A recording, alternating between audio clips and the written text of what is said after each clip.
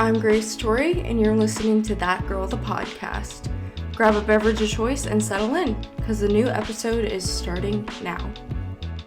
Hey guys, what's up? It's your girl, Grace Torie, and I am back with a whole new podcast episode. In today's podcast episode, we are talking about cuffing season. If you're single, we're going to be talking about why cuffing season is a great time to be single. If you're in a relationship, we're going to talk about all the great benefits of being in a relationship during cuffing season. The real point I want to get across throughout this entire video, and I want to be very clear, is that I found through research, and I still kind of already knew, that this is a huge time where people feel pressured to be in a relationship simply because it is cuffing season. But you should not feel that way. Do not get into a relationship simply because it's that time of year or everyone else is doing it, or if a guy is pressuring you to get into cuffing season, maybe it's because he feels like he should be in a relationship. But if he's not the guy for you, then girl, kick him to the curb. Do not feel like you have to settle. That is the point of this whole thing, is wherever you are at, this is a great time for you. It's still going to be a great season, and I want to highlight some of those reasons why it's great. I just feel like it's an interesting concept, and I've always kind of taken cuffing season as like a joke, but after doing some research, guys, people get really pent up about it, and they really do feel like they need to be in a relationship because it's that time of year where other people are, and I just don't want you to feel that way. So we are not saying that in any way. I just want to simply talk about what it is, the benefits of being single, being in a relationship, whatever, and just kind of the vibes, you know? We're going to dive into cuffing season. Of course, before we jump into that, we have a life update. First off, if you are not following on whatever platform you are on, girly, what are you doing? Get with the times. Hop on the follow train. We are a community of women all working to become the best version of ourselves, and you know you want to be a part of that. So follow on whatever platform you're on. Don't forget to share with a bestie who would enjoy this episode as well, or just the podcast in general. Don't forget to follow on Instagram and TikTok. It's all down below, and I think that's it. So let's go ahead and talk about life. I don't know why I'm using my hands so much. If you're watching on YouTube or Spotify, I'm using my hands way too much. I don't know if I'm in a good mood or if I'm just about to have a manic episode. So we're gonna roll with it. Funny thing, I woke up with a fever yesterday, tried to go to work, came home on my lunch break. It was Josh's off day. Asked him if I had a fever. He felt my head, told me I wasn't allowed to go anywhere, and I had really bad fever dreams last night, so I'm definitely sick. I ended up going to work today because I'm out of PTO since I'm going on my third vacation at the end of this month. So I did it to myself, but yeah, I went to work today. I am not contagious. I do want to put that there. Don't go to work if you're contagious. Don't go to school if you're contagious, but I am not.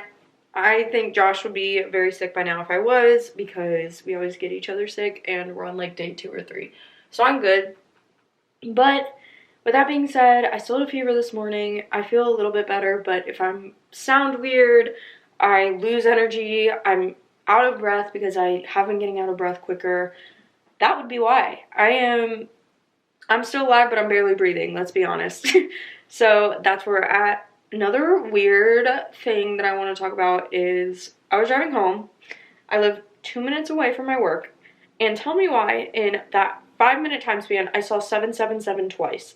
I am freaking out. I am trying not to look too much into it. Whenever I see 777, that is a huge signal to me that I'm getting some sort of reward, usually money, but some sort of big thing that I've been wanting, and that's a common conception for people who see 777. That's a common thought that it means you're getting a reward. It is an angel number. If you don't believe in angel numbers, you're good. Ooh, the lighting just totally switched. But I 100% believe in angel numbers. I have an angel number tattooed on me. If you can see, I got 222 on my finger. But 777 is one I literally only see on payday and when some big reward is about to happen, and it's not payday, and I saw it once, and I was like, coincidence. And then I saw it twice immediately after. So I'm excited, but I don't want to get my hopes up. But maybe I should. I've been really thinking about how I always expect the worst for myself, and that's not fun or fresh. So I'm trying to be more positive, and so is it really all that bad if I see that and I get excited and think something great is about to happen, you know? I've been really trying to flip my narrative on life and on myself lately. So that is one thing I have been thinking about. This lighting is terrible. Oh my gosh. But yeah, so I just saw 777 and I'm kind of excited about it. Life is interesting. Life is going well. We're filming another podcast episode for the new podcast that's coming out on Monday, whether I have to stay up till 5 in the morning every night or not. It is coming up on Monday. We still don't have Wi-Fi, but it's okay. I'm fine. Everything's fine. And maybe this is a manic episode. The more that I talk, the more I realize I should be more stressed than I am. But yeah, I'm filming another episode as soon as Josh gets home in literally like a couple hours. So that'll be a good time. Other than that, not much going on. Same old, same old. Just vibing. I don't know. The bunnies are hip-hopping around the room. They're in a good mood. All is well in the 100-acre wood, I guess.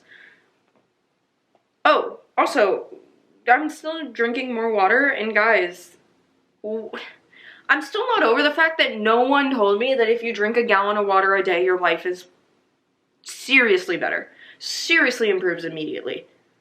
Why did no one tell me that? Why did no one tell me that my acne would improve? My hair would be curlier because it'd be more hydrated. I have less headaches. I feel better other than right now because sick. Like, no one told me I'm less bloated. I'm skinnier. Like slim thick. Like, no one told me. I am hurt that none of you took the time to DM me and say, hey, girlie, all of your problems will probably go away when you drink more water. You're just dehydrated. You're not depressed, you're just dehydrated.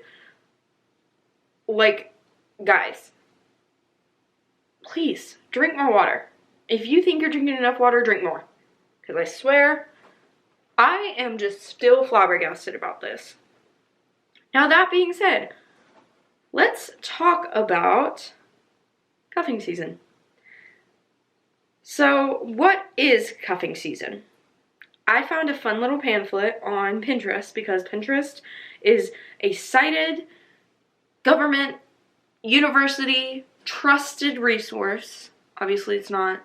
Don't cite it on your research papers. That I'm going to be using. So I always use it. It's the be all end all in my episodes. But what is cuffing season? It is the cold months of the year when people who casually date or stay single settle for a season-long relationship. That was a loud truck. These are usually short-term relationships, which I did not know that. I guess, like, that would make sense why, because I thought cuffing season was when people get engaged. Like, they typically get together, and then they're together all winter, and then they get engaged in the spring. But I guess those would be the successful relationships. And I'm also from, like, the Bible Belt / the South, where people get married after, like, 6 months. Or they just, like, get married to the first person they date and they don't, like, experience multiple relationships. So, checks out.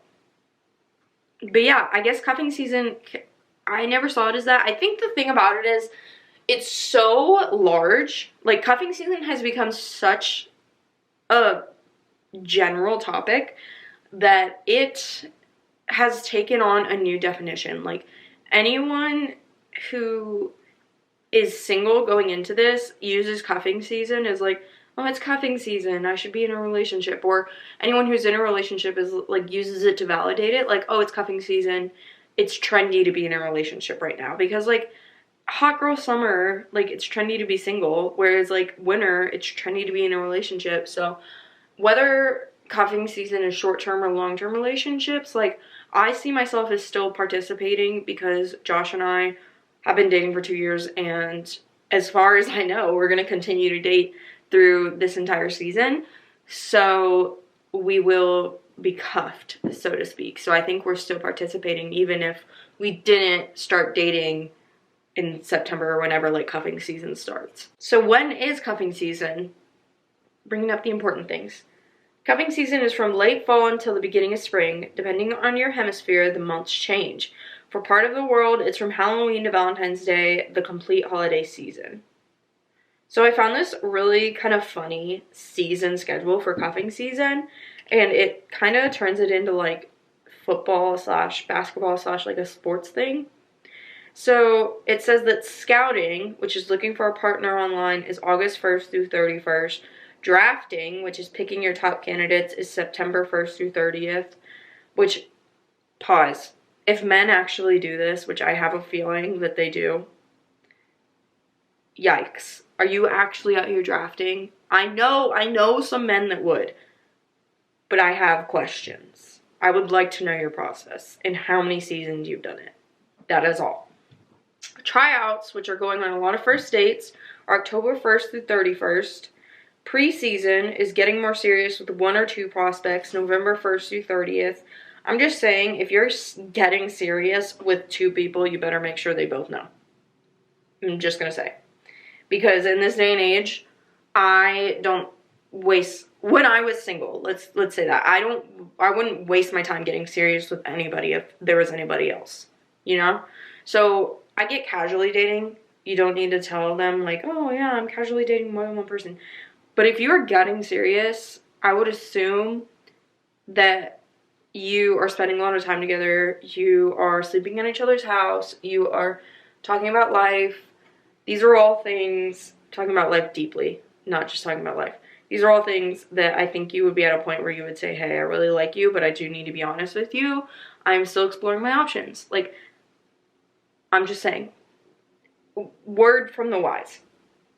Cuffing season is picking your best match and being exclusive for the holidays, and that's December 1st through January 15th. I feel like Thanksgiving is definitely included in that. So I would say that preseason goes from November 1st through 15th, and then cuffing season goes from November 15th through January 15th. But I don't know if you would take someone to Thanksgiving that you haven't really hung out with that much. But whatever, I'm just critiquing a meme off of Pinterest. So, you know, how deep can we get?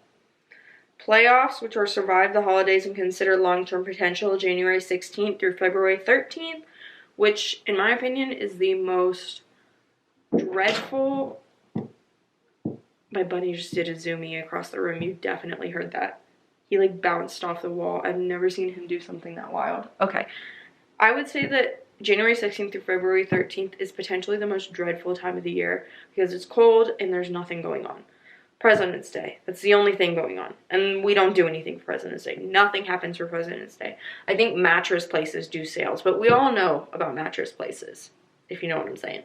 So, lastly, the championship game. Offer official boyfriend-girlfriend status and celebrate Valentine's Day, February 14th. All I'm saying is, if you wait from August 1st to February 14th to ask someone to be your girlfriend or your boyfriend, they're not going to wait that long. Okay?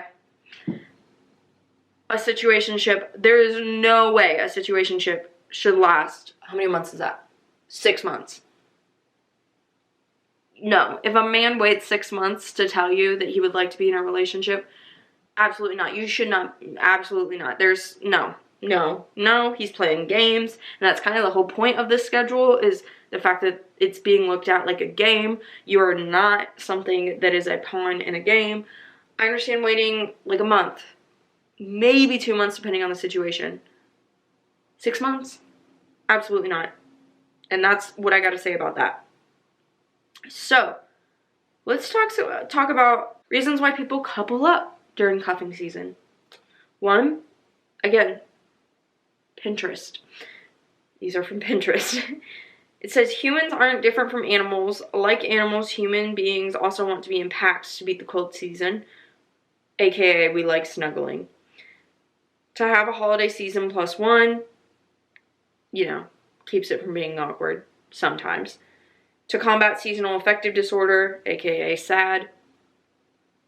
I don't know, sometimes Josh be really pissing me off, so that one, we'll see. Human beings crave affection no matter how old they grow up. You feel lonely and desperate for it. I can agree with that. During the cold season, single people feel depressed because of a lack of company. There definitely isn't as much to do in the cold season, in the off season, if you will. So, I can agree that people get lonely because there's just like more time that you're not doing anything. Like you're way busier. Maybe not if you live somewhere where you don't get all 4 seasons, but somewhere like Kentucky, like right now the weather's perfect. So well, it's just getting to the point that it's perfect. It's been hot, but we're getting to the point where it's like football season, Halloween's coming up, we're going to bars every weekend, there's bonfires, cornhole things are happening, barbecues, horse riding, pumpkin patches, just going out and eating dinner like out on a patio. You don't want to leave the house when it's cold. There are just so many reasons for people to go outside right now, and I feel like people just like make last minute plans way quicker or way more often this time of year, because it just, I don't know, I really factor in going outside when it's cold, and that is a huge reason why I don't go out. Even if it's just walking from the house to the car and from the car to wherever I'm going, I don't do it because too cold, not a fan. So now that we've talked about what cuffing season is, some of the benefits of it, we're going to talk about 4 ways that cuffing season for couples can increase meaningful connection. And then after this, we'll get into what it's like being single and why being single is fun during cuffing season. So this is an article from Well and Good. Also pulled this off of Pinterest. It was a link. It says being supportive most effectively. When the holidays approach, so do the family members. Sometimes togetherness can be a blessing, but for those times when it presents more of a challenge, having a partner by your side can help you manage the awkward, dramatic, or inappropriate behaviors that seem to emerge. AKA, you have someone on your team. If everyone divides into teams and starts fighting, you have a guaranteed team member. Number 2, enjoying the festive season stress-free. I'm going to stop you right there. Have you ever tried to go to 2 Thanksgivings in one day? Because we go to 2 Thanksgivings because they're about an hour and a half away from each other. So we leave our house, drive an hour, go an hour and a half to the other place, and then go an hour home. And I like it. I do like it because we go to both Thanksgivings. It's a good time. We get to see everybody. We get to see the family. But it's stress. There is not any stress-free thing about it. And when there's ice and snow, it's not stress-free. But I'm going to hear you out. So let's read the paragraph and see. The cold months bring a slew of fun and charming festivities. Pumpkin patches, ice skating, tree lightings, holiday parties, and the like are great opportunities to have shared experiences with your partner. As an established couple, you don't need to worry about who will be your date. You can instead just focus on having a great time. This is supposed to be a benefit, and I don't want to turn this into, like, not a benefit. But in my humble opinion, from my 24 years on this earth, it is less stressful to find a best friend or a girlfriend or a group of friends to go do those things with than to get my boyfriend to put it on the calendar, remember and not make other plans, get dressed and ready to go, and then go. And make sure we have the money for it because we spend money on stupid things. So, the stress, there's a lot more stress going with him than there is with, like, going with friends. But I will say that it's more meaningful to do some of those things with a partner than to do it with a friend, like a pumpkin patch and going ice skating, things like that. Like, definitely more meaningful and sometimes more enjoyable because you're doing it with someone you love more than anyone else in the entire world. Number 3 is connecting on a deeper level while giving back. The early stages of dating that are common to singles taking part in cuffing season relationships often have a light and flirty vibe, but for people who have already gotten to know each other, there's likely a greater understanding and desire of their needs from the relationship and the needs of others. With your own needs already satisfied, you might have more time and space to dedicate to volunteering opportunities together, which can also provide for a powerful bonding experience. Helping people in need can deepen your bond with your partner while exploring your shared interests. I agree, there is a lot more opportunities to give back during this time and you should be taking advantage of them. However, is that something that everyone in a cuffing season relationship experiences? No.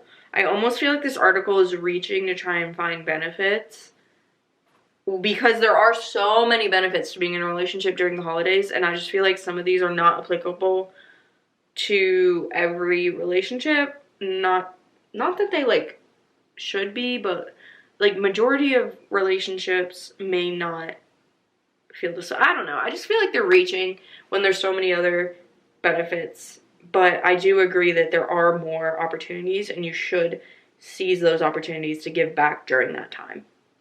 Number 4, not worrying about getting the perfect gift. The issue of commitment or wondering how a certain gift or lack of gift might affect the delicate balance of early dating are not a concern for couples during cuffing season. Of course, it's important to still be thoughtful in any relationship dynamic, but baseline questions common to early unions are off the table, like how much is too much to spend and whether they're getting you a gift at all. My bunny is thumping. That is true, but I don't think that's necessary. Like, say you just started dating in August, you may still have some questions about what the perfect gift is, depending on how often you see each other and things like that. Whereas, like, I've been in a relationship for a few years. I know that whatever I get, he's gonna appreciate it, and I can kind of trust that what I get him is something that he wants or he is going to enjoy. Like, I don't have the same anxiety of, like, what if he doesn't like it? But I do think that some relationships that are not as, I don't know, haven't been as long, can still have some of that anxiety.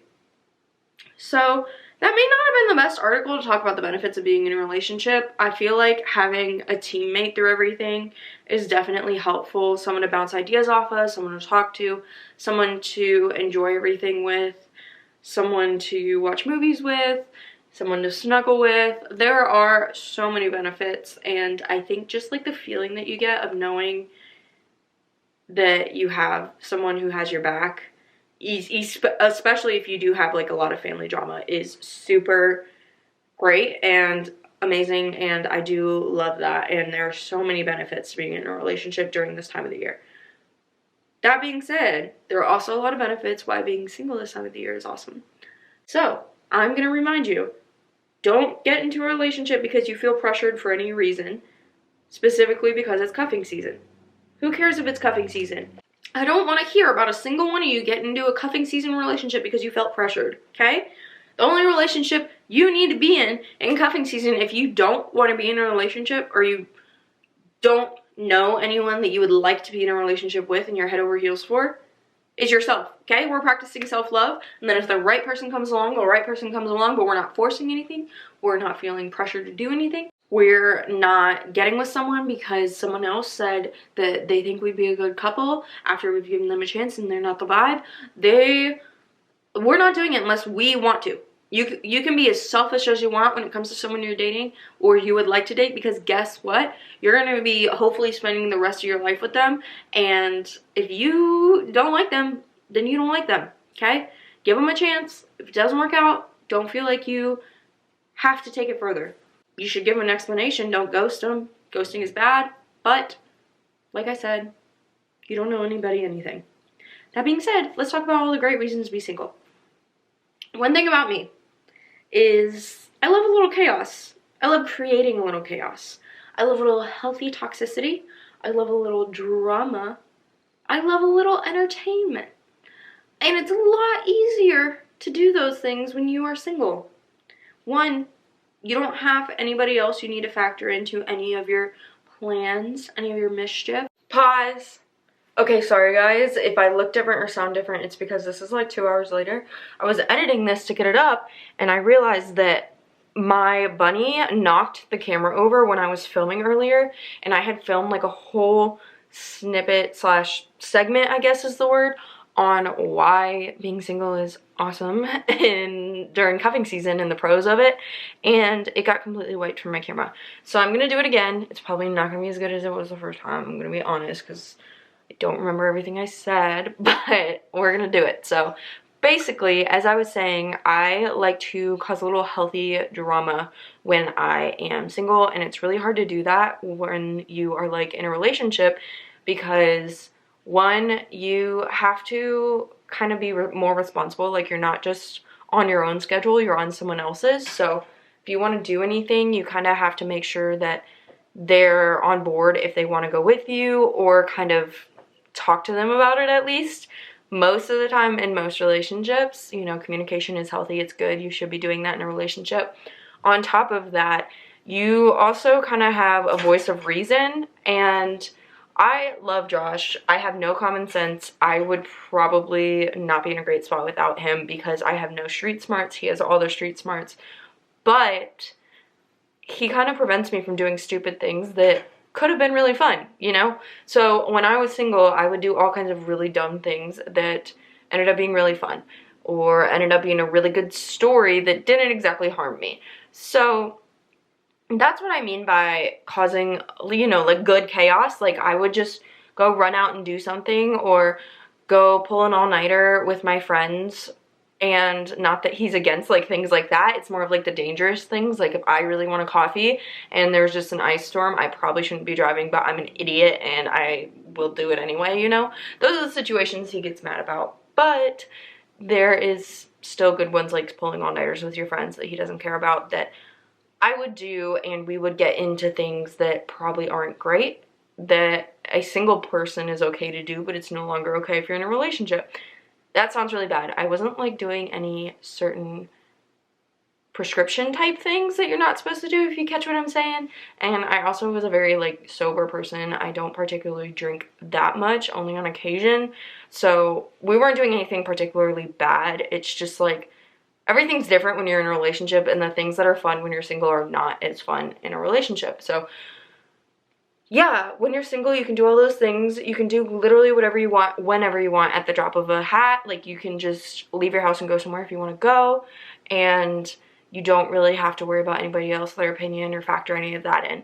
So on top of that, I also really pride myself on being the unhinged child in our family. I tend to always keep them guessing, you know? Like, on one hand, I have 3 degrees. On another hand, I tend to make really dumb decisions.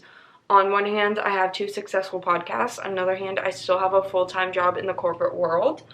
On one hand, everyone says I would be a really fun aunt, and then on the other hand, I really want to have kids one day and be a great mom. Which, you can be a fun aunt and be a great mom. That is not what I mean by that. But like when I say my family was like, you would be such a fun aunt, what they mean is I would be the person who travels my whole life and doesn't have kids and is that sort of fun aunt that's kind of unhinged. Like that's what they're talking about. The stereotypical fun aunt. Whereas I do want to have a farmhouse and have babies and have all that stuff one day. I just have a very complex personality where I want both. And that leads to people thinking I'm unhinged at times, because normal people don't come to the dinner table, you know, for dinner after not seeing your family for 2 months and say, hey, I think I'm going to start a business tomorrow. And is that always the right decision? No, I will openly admit that. I'm 24 years old.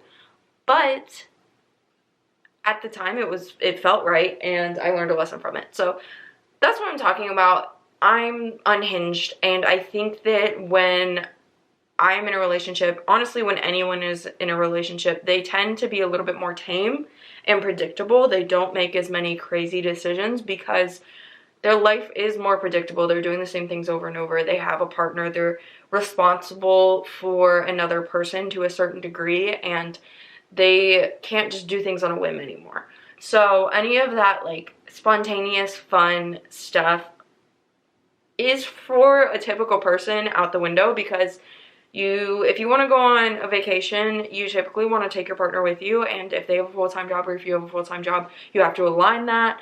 There's certain things that like you can no longer do when you're single. So that is why I say to cherish being single so much, because when you're in a relationship, it's great, it's amazing, it's a new phase of life, but you do miss certain things like spontaneity. So cuffing season is great for that because you see your family a lot. I love being the unhinged character. My biggest responsibility when I was single was to tell them how my dog, my bunny, and my grades were. And my friends, like my roommates and stuff, because they chose to be that involved in my life. But people's families aren't always that involved. So that's what I mean when I'm like, you can cause a little good chaos, a little healthy toxicity, a little fun drama, and be spontaneous and do whatever you want. And you can hang out with your friends. You don't have the drama or the emotional. I think the thing about your friends is that if your friends ditch you or last minute hang out with somebody else or wear something you don't like or, you know, their clothes aren't clean and they wear dirty clothes and that pisses you off because why would they wear something that's not clean when you cleaned all these clothes? Like, stupid things like that that get on your nerves when you're dating someone. Your friends, none of that bothers you. You don't really know any of that. Like, they could be wearing a dirty shirt and you would not know. Why? Because you're not that involved in their life. So I think that that's part of the reason why hanging out with friends is less stressful and tedious than like hanging out with someone you're like dating, more specifically live with. Also, it doesn't like hurt your feelings as much. For the most part, if someone does something to hurt your feelings, like to hurt you, I am a lot more emotionally impacted if Josh does something to hurt my feelings than if certain friends do. Like, if my best friend in the world does something that hurts my feelings, yeah, it's gonna hurt me emotionally. But if, like, my group of girlfriends that I go to the pumpkin patch with do something to hurt my feelings, that's not gonna hurt me as much as, like, a relationship if I get stood up and he can't make it anymore. That's gonna hurt my feelings. Because you hold him to a higher standard, you know? So I just feel like you're not as emotionally charged or emotionally stressed by the things that go on. So yeah, that's pretty, I didn't give like explicit reasons, but I think that's everything I said the first time around. So let's go back in time to earlier me. So I hope that you enjoyed this episode. It's a little bit more out of pocket than usual. I think it's because I have a fever, so I'm just like spitballing what comes to mind. But yeah, it's a little early. Cuffing season technically, well, I guess we're in full swing. Some people say it doesn't start until it gets like really cold out, but I'd say we're vibing. Like, I'd say it's close enough. So yeah, I hope you enjoyed. Why are you not following? We talked about this at the beginning of the episode. If you're not following yet, let's go, girl. Don't forget to leave a rating, a review, or a like, depending on what platform you're on. It takes about 2 seconds, that long, and skyrockets my views on the podcast. So genuinely, I would enjoy, or I truly appreciate every single rating, review, like, share, follow, anything. I genuinely love you so much. This podcast is my passion. It's my baby. It's everything to me. And when you guys take the time to show me that you enjoy something about it, no matter what it is, I genuinely take it to heart and really do appreciate it. So thank you so much for supporting. Anything that you do, any like or whatever, is totally free and helps me out more than you know. So with that being said, I upload every single Sunday and Wednesday. I love you so much. I will see you in my next podcast episode. Bye guys, love you.